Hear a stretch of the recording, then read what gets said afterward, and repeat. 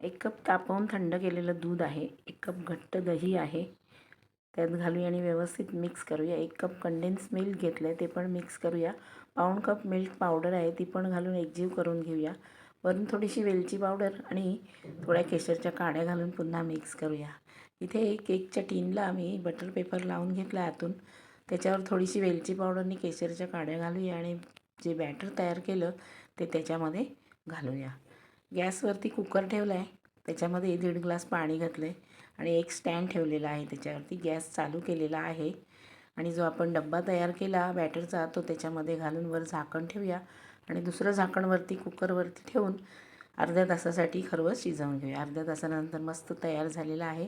चुलीने कडा सोडवून घेऊया आणि प्लेटवरती उलटा मारून खरवस आपला काढून घेऊया. वरचा बटर पेपर पण काढूया आणि मस्त अशा खरवसाच्या वड्या तयार करूया. मस्त असा खरवस तयार आहे.